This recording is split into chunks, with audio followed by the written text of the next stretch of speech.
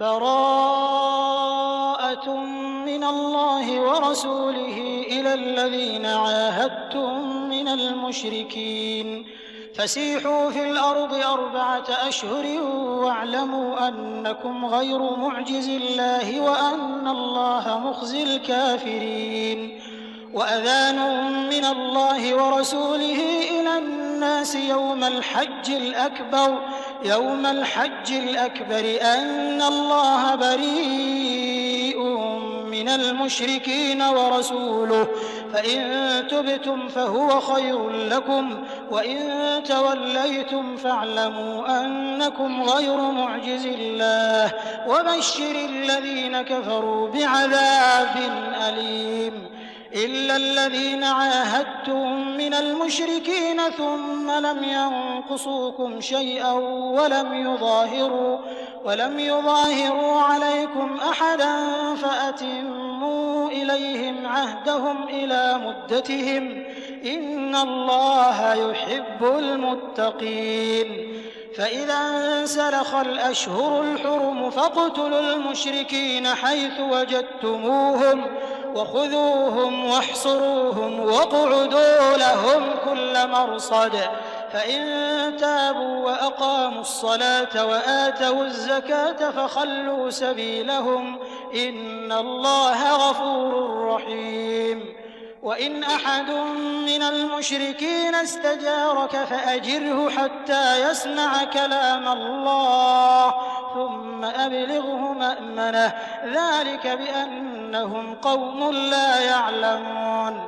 كيف يكون للمشركين عهد عند الله وعند رسوله إلا الذين عاهدتم عند المسجد الحرام فما استقاموا لكم فاستقيموا لهم إن الله يحب المتقين. كيف وإن يظهروا عليكم لا يرقبوا فيكم إلا ولا ذمة يرضونكم بأفواههم وتأبى قلوبهم وأكثرهم فاسقون. اشتروا بآيات الله ثمنا قليلا فصدوا عن سبيله إنهم ساء ما كانوا يعملون. لا يرقبون في مؤمن إلا ولا ذمة وأولئك هم المعتدون. فإن تابوا وأقاموا الصلاة وآتوا الزكاة فإخوانكم في الدين ونفصل الآيات لقوم يعلمون. وإن نكثوا أيمانهم من بعد عهدهم وطعنوا في دينكم فقاتلوا أئمة الكفر إنهم لا أيمان لهم لعلهم ينتهون.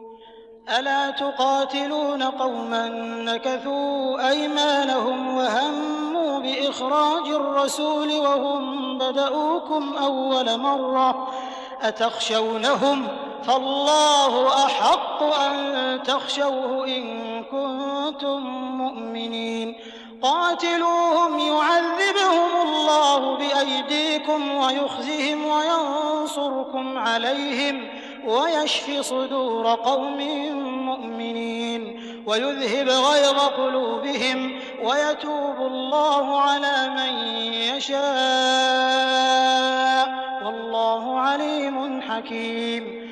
أم حسبتم أن تتركوا ولما يعلم الله الذين جاهدوا منكم ولم يتخذوا من دون الله ولا رسوله ولا المؤمنين وليجة والله خبير بما تعملون. ما كان للمشركين أن يعمروا مساجد الله شاهدين على أنفسهم بالكفر أولئك حبطت أعمالهم وفي النار هم خالدون. إنما يعمر مساجد الله من آمن بالله واليوم الآخر وأقام الصلاة وآتى الزكاة ولم يخش إلا الله فعسى أولئك أن يكونوا من المهتدين. أجعلتم سقاية الحاج وعمارة المسجد الحرام كمن آمن بالله واليوم الآخر وجاهد في سبيل الله لا يستوون عند الله والله لا يهدي القوم الظالمين. الذين آمنوا وهاجروا وجاهدوا في سبيل الله بأموالهم وأنفسهم أعظم درجة عند الله وأولئك هم الفائزون. يبشرهم ربهم برحمة منه ورضوان وجنات لهم فيها نعيم مقيم خالدين فيها أبدا إن الله عنده أجر عظيم. يا أيها الذين آمنوا لا تتخذوا آباءكم وإخوانكم أولياء إن استحبوا الكفر على الإيمان ومن يتولهم منكم فأولئك هم الظالمون. قل إن كان آباؤكم وأبناؤكم وإخوانكم وأزواجكم وعشيرتكم وأموال اقترفتموها وتجارة تخشون كسادها ومساكن ترضونها أحب إليكم من الله ورسوله وجهاد في سبيله فتربصوا حتى يأتي الله بأمره والله لا يهدي القوم الفاسقين. لقد نصركم الله في مواطن كثيرة ويوم حنين إذ أعجبتكم كثرتكم فلم تغن عنكم شيئا وضاقت عليكم الأرض بما رحبت ثم وليتم مدبرين. ثم أنزل الله سكينته على رسوله وعلى المؤمنين وأنزل جنودا لم تروها وعذب الذين كفروا وذلك جزاء الكافرين. ثم يتوب الله من بعد ذلك على من يشاء والله غفور رحيم. يا أيها الذين آمنوا إنما المشركون نجس فلا يقربوا المسجد الحرام بعد عامهم هذا وإن خفتم عيلة فسوف يغنيكم الله من فضله إن شاء إن الله عليم حكيم. قاتلوا الذين لا يؤمنون بالله ولا باليوم الآخر ولا يحرمون ما حرم الله ورسوله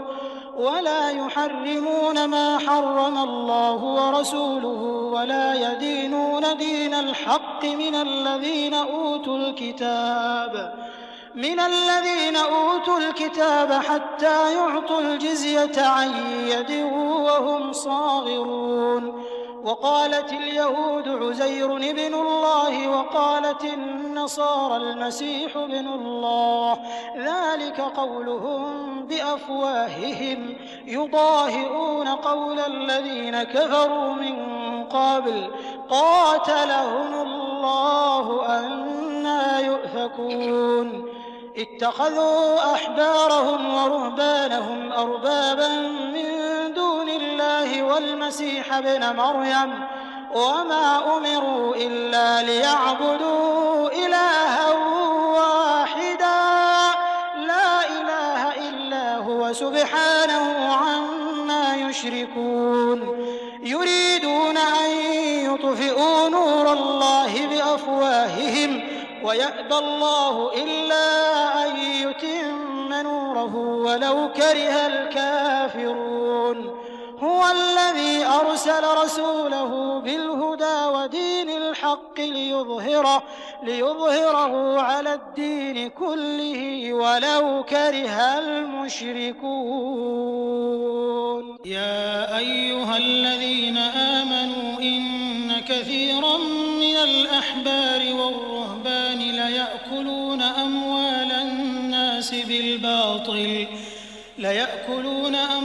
الناس بالباطل ويصدون عن سبيل الله والذين يكنزون الذهب والفضة ولا ينفقونها في سبيل الله فبشرهم بعذاب أليم يوم يحمى عليها في نار جهنم فتكوى بها جباههم وجنوبهم وظهورهم هذا ما كنزتم لأنفسكم فذوقوا ما كنتم تكنزون. إن عدة الشهور عند الله 12 شهرا في كتاب الله يوم خلق السماوات والأرض منها 4 حرم ذلك الدين القيم فلا تظلموا فيهن أنفسكم وقاتلوا المشركين كافة كما يقاتلونكم كافة واعلموا أن الله مع المتقين. إنما النسيء زيادة في الكفر يضل به الذين كفروا يحلونه عاما ويحرمونه عاما ليواطئوا عدة ما حرم الله فيحلوا ما حرم الله زين لهم سوء أعمالهم والله لا يهدي القوم الكافرين. يا أيها الذين آمنوا ما لكم إذا قيل لكم انفروا في سبيل الله اثاقلتم إلى الأرض أرضيتم بالحياة الدنيا من الآخرة فما متاع الحياة الدنيا في الآخرة إلا قليل. إلا تنفروا يعذبكم عذابا أليما ويستبدل قوما غيركم ولا تضروه شيئا والله على كل شيء قدير. إلا تنصروه فقد نصره الله إذ أخرجه الذين كفروا ثاني اثنين إذ هما في الغار إذ يقول لصاحبه لا تحزن إن الله معنا فأنزل الله سكينته عليه وأيده بجنود لم تروها وجعل كلمة الذين كفروا السفلى وكلمة الله هي العليا والله عزيز حكيم. انفروا خفافا وثقالا وجاهدوا بأموالكم وأنفسكم في سبيل الله ذلكم خير لكم إن كنتم تعلمون. لو كان عرضا قريبا وسفرا قاصدا لاتبعوك ولكن بعدت عليهم الشقة وسيحلفون بالله لو استطعنا لخرجنا معكم يهلكون أنفسهم والله يعلم إنهم لكاذبون. عفى الله عنك لم أذنت لهم حتى يتبين لك الذين صدقوا وتعلم الكاذبين. لا يستأذنك الذين يؤمنون بالله واليوم الآخر أن يجاهدوا بأموالهم وأنفسهم والله عليم بالمتقين. إنما يستأذنك الذين لا يؤمنون بالله واليوم الآخر وارتابت قلوبهم فهم في ريبهم يترددون. ولو أرادوا الخروج لأعدوا له عدة ولكن كره الله بعاثهم فثبطهم وقيل اقعدوا مع القاعدين. لو خرجوا فيكم ما زادوكم إلا خبالا ولأوضعوا خلالكم يبغونكم الفتنة وفيكم سماعون لهم والله عليم بالظالمين. لقد ابتغوا الفتنة من قبل وقلبوا لك الأمور حتى جاء الحق وظهر أمر الله وهم كارهون. ومنهم من يقول ائذن لي ولا تفتني ألا في الفتنة سقطوا وإن جهنم لمحيطة بالكافرين.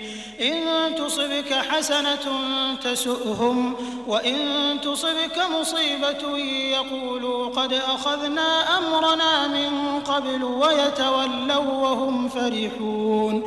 قل لن يصيبنا إلا ما كتب الله لنا هو مولانا وعلى الله فليتوكل المؤمنون. قل هل تربصون بنا إلا إحدى الحسنيين ونحن نتربص بكم أن يصيبكم الله بعذاب من عنده أو بأيدينا فتربصوا إنا معكم متربصون.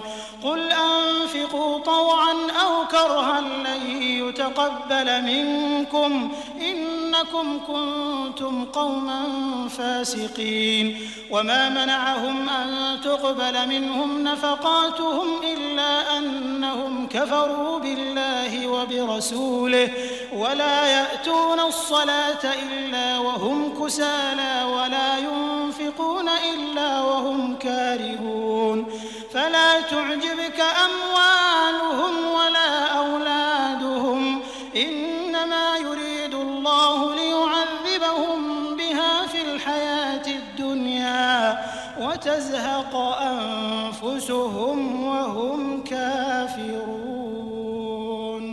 ويحلفون بالله إنهم لمنكم وما هم منكم ولكنهم قوم يفرقون. لو يجدون ملجأ أو مغارات أو مدخلا لولوا إليه وهم يجمحون. ومنهم من يلمزك في الصدقات فإن أعطوا منها رضوا وإن لم يعطوا منها إذا هم يسخطون. ولو أنهم رضوا ما آتاهم الله ورسوله وقالوا حسبنا الله سيؤتينا الله من فضله ورسوله إنا إلى الله راغبون. إنما الصدقات للفقراء والمساكين والعاملين عليها والمؤلفة قلوبهم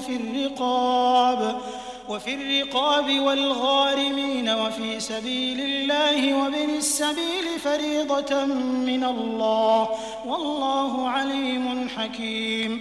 ومنهم الذين يؤذون النبي ويقولون هو أذن قل أذن خير لكم يؤمن بالله ويؤمن للمؤمنين ورحمة للذين آمنوا منكم والذين يؤذون رسول الله لهم عذاب أليم.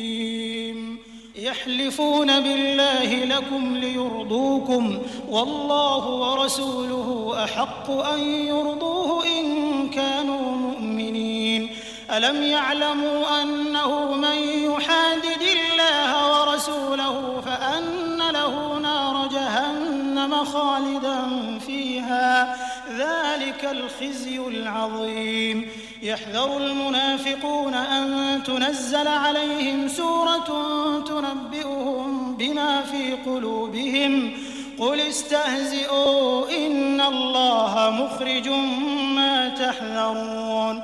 ولئن سألتهم ليقولن إنما كنا نخوض ونلعب قل أبالله وآياته ورسوله كنتم تستهزئون لا تعتذروا قد كفرتم بعد إيمانكم إن نعف عن طائفة منكم نعذب طائفة بأنهم كانوا مجرمين.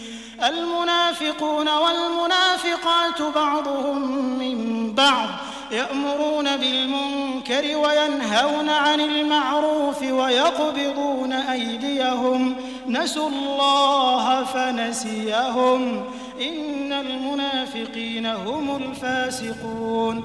وعد الله المنافقين والمنافقات والكفار نار جهنم خالدين فيها هي حسبهم ولعنهم الله ولهم عذاب مقيم.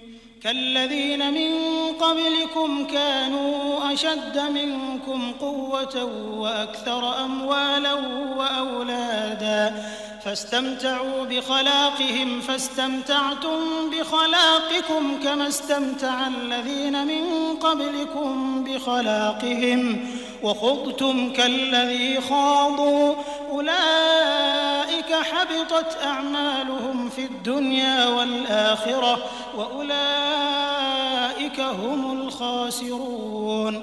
ألم يأتهم نبأ الذين من قبلهم قوم نوح وعاد وثمود وقوم إبراهيم وأصحاب مدين والمؤتفكات أتتهم رسلهم بالبينات فما كان الله ليظلمهم ولكن كانوا أنفسهم يظلمون. والمؤمنون والمؤمنات بعضهم أولياء بعض يأمرون بالمعروف وينهون عن المنكر ويقيمون الصلاة ويؤتون الزكاة ويطيعون الله ورسوله أولئك سيرحمهم الله إن الله عزيز حكيم.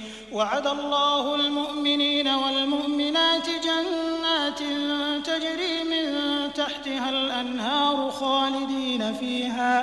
خالدين فيها ومساكن طيبة في جنات عدن ورضوان من الله أكبر ذلك هو الفوز العظيم. يا أيها النبي جاهد الكفار والمنافقين واغلظ عليهم ومأواهم جهنم وبئس المصير. يحلفون بالله ما قالوا ولقد قالوا كلمة الكفر وكفروا بعد إسلامهم وهموا بما لم ينالوا وما نقموا إلا أن أغناهم الله ورسوله من فضله فإن يتوبوا يك خيرا لهم وإن يتولوا يعذبهم الله عذابا أليما في الدنيا والآخرة وما لهم في الأرض من ولي ولا نصير. ومنهم من عاهد الله لئن آتانا من فضله لنصدقن ولنكونن من الصالحين فلما آتاهم من فضله بخلوا به وتولوا وهم معرضون فأعقبهم نفاقا في قلوبهم إلى يوم يلقونه بما أخلفوا الله ما وعدوه وبما كانوا يكذبون.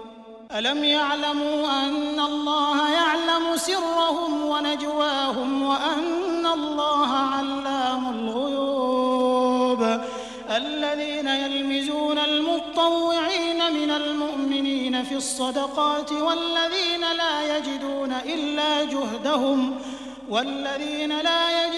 إلا جهدهم فيسخرون منهم سخر الله منهم ولهم عذاب أليم استغفر لهم أو لا تستغفر لهم إن تستغفر لهم 70 مرة فلن يغفر الله لهم ذلك بأنهم كفروا بالله ورسوله والله لا يهدي القوم الفاسقين. فرح المخلفون بمقعدهم خلاف رسول الله وكرهوا أن يجاهدوا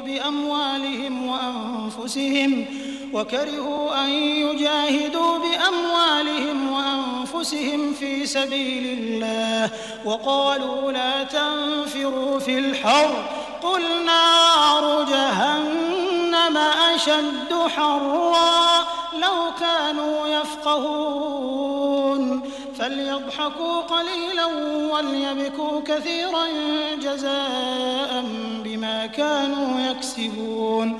فإن رجعك الله إلى طائفة منهم فاستأذنوك للخروج فقل لن تخرجوا معي أبدا ولن تقاتلوا معي عدوا إنكم رضيتم بالقعود أول مرة فاقعدوا مع الخالفين ولا تصل على أحد منهم مات أبدا ولا تقم على قبره إنهم كفروا بالله ورسوله وماتوا وهم فاسقون. ولا تعجبك أموالهم وأولادهم إنما يريد الله أن يعذبهم بها في الدنيا وتزهق أنفسهم وهم كافرون. وإذا أنزلت سورة أن آمنوا بالله وجاهدوا مع رسوله استأذنك أولو الطول منهم وقالوا ذرنا نكن مع القاعدين رضوا بأن يكونوا مع الخوالف وطبع على قلوبهم فهم لا يفقهون. لكن الرسول والذين آمنوا معه جاهدوا بأموالهم وأنفسهم وأولئك لهم الخيرات وأولئك هم المفلحون. أعد الله لهم جنات تجري من تحتها الأنهار خالدين فيها ذلك الفوز العظيم. وجاء المعذرون من الأعراب ليؤذن لهم وقعد الذين كذبوا الله ورسوله سيصيب الذين كفروا منهم عذاب أليم. ليس على الضعفاء ولا على المرضى ولا على الذين لا يجدون ما ينفقون حرج إذا نصحوا لله ورسوله ما على المحسنين من سبيل والله غفور رحيم. ولا على الذين إذا ما أتوك لتحملهم قلت لا أجد ما أحملكم عليه تولوا وأعينهم تفيض من الدمع حزنا ألا يجدوا ما ينفقون. إنما السبيل على الذين يستأذنونك وهم أغنياء رضوا بأن يكونوا مع الخوالف وطبع الله على قلوبهم فهم لا يعلمون. يعتذرون إليكم إذا رجعتم إليهم قل لا تعتذروا لن نؤمن لكم قد نبأنا الله من أخباركم وسيرى الله عملكم ورسوله ثم تردون إلى عالم الغيب والشهادة فينبئكم بما كنتم تعملون. سيحلفون بالله لكم إذا انقلبتم إليهم لتعرضوا عنهم فأعرضوا عنهم إنهم رجس ومأواهم جهنم جزاء بما كانوا يكسبون يحلفون لكم لترضوا عنهم فإن ترضوا عنهم فإن الله لا يرضى عن القوم الفاسقين الأعراب أشد كفرا ونفاقا وأجدر ألا يعلموا حدود ما أنزل الله على رسوله والله عليم حكيم ومن الأعراب من يتخذ ما ينفق مغرما ويتربص بكم الدوائر عليهم دائرة السوء والله سميع عليم ومن الأعراب من يؤمن بالله واليوم الآخر ويتخذ ما ينفق قربات عند الله وصلوات الرسول ألا إنها قربة لهم سيدخلهم الله في رحمته إن الله غفور رحيم والسابقون الأولون من المهاجرين والأنصار والذين اتبعوهم بإحسان رضي الله عنهم ورضوا عنه وأعد لهم جنات تجري تحتها الأنهار خالدين فيها أبدا ذلك الفوز العظيم وممن حولكم من الأعراب منافقون ومن أهل المدينة مردوا على النفاق لا تعلمهم نحن نعلمهم سنعذبهم مرتين ثم يردون إلى عذاب عظيم وآخرون اعترفوا بذنوبهم خلطوا عملا صالحا وآخر سيئا عسى الله أن يتوب عليهم إن الله غفور رحيم خذ من أموالهم صدقة تطهرهم وتزكيهم بها وصل عليهم إن صلاتك سكن لهم والله سميع عليم ألم يعلموا أن الله هو يقبل التوبة عن عباده ويأخذ الصدقات وأن الله هو التواب الرحيم وقل اعملوا فسيرى الله عملكم ورسوله والمؤمنون وستردون إلى عالم الغيب والشهادة فينبئكم بما كنتم تعملون وآخرون مرجون لأمر الله إما يعذبهم وإما يتوب عليهم والله عليم حكيم والذين اتخذوا مسجدا ضرارا وكفرا وتفريقا بين المؤمنين وإرصادا لمن حارب الله ورسوله من قبل وليحلفن إن أردنا إلا الحسنى والله يشهد إنهم لكاذبون لا تقم فيه أبدا لمسجد أسس على التقوى من أول يوم أحق أن تقوم فيه رجال يحبون أن يتطهروا والله يحب المطهرين أفمن أسس بنيانه على تقوى من الله ورضوان خير أم من أسس بنيانه على شفا جرف هار فانهار به في نار جهنم والله لا يهدي القوم الظالمين لا يزال بنيانهم الذي بنوا ريبة في قلوبهم إلا أن تقطع قلوبهم والله عليم حكيم إن الله اشترى من المؤمنين أنفسهم وأموالهم بأن لهم الجنة الجنة يقاتلون في سبيل الله فيقتلون ويقتلون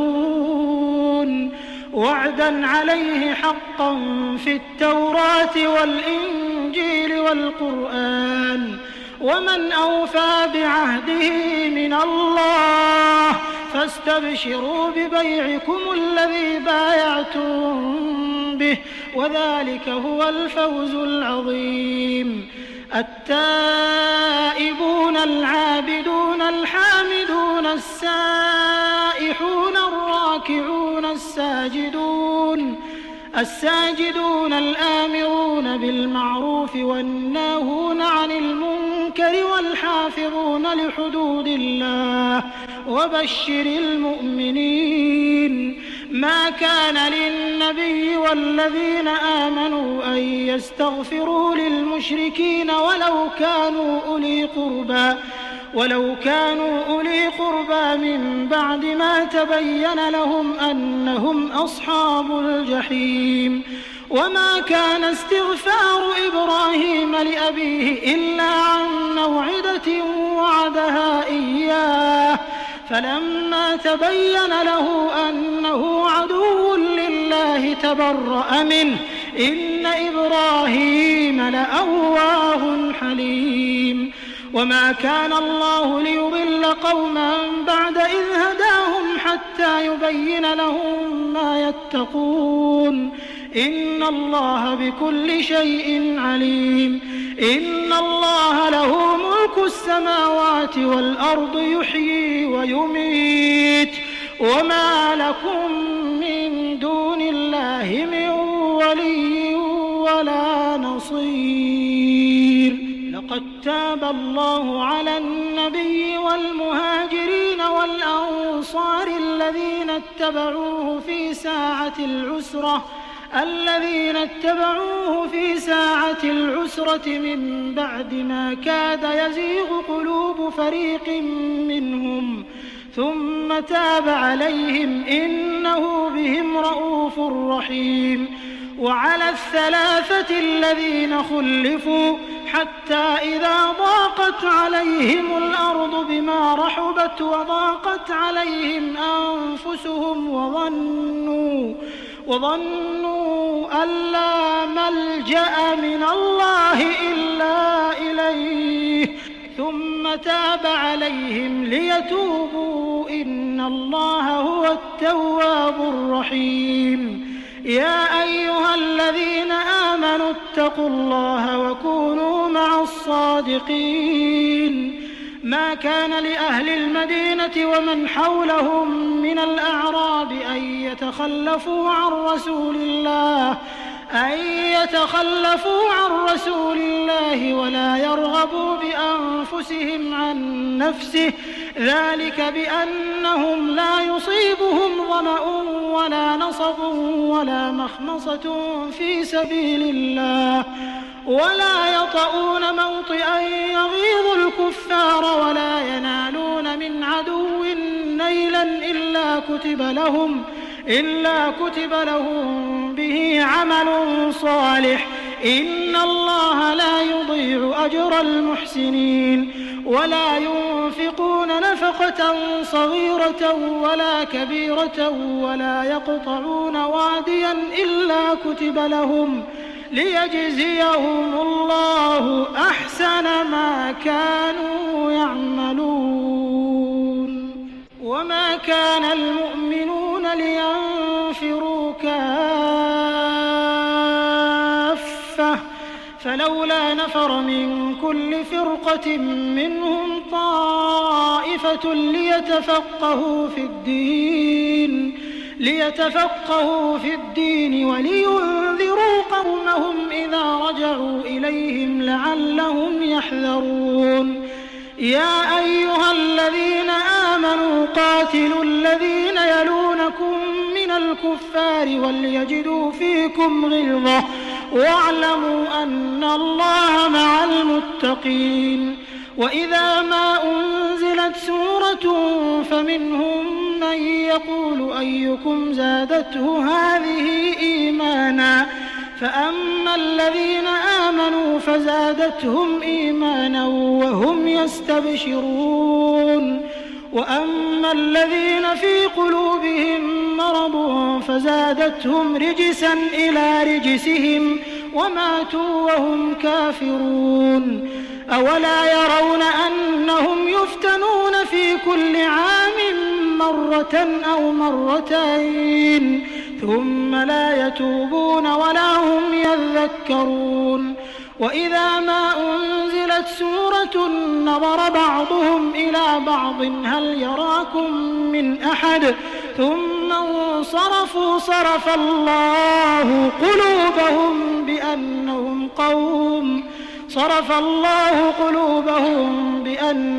قوم لا يفقهون لقد جاءكم رسول من أنفسكم عزيز عليه ما عنتم حريص عليكم بالمؤمنين رءوف رحيم فإن تولوا فقل حسبي الله لا إله إلا هو عليه توكلت وهو رب العرش العظيم.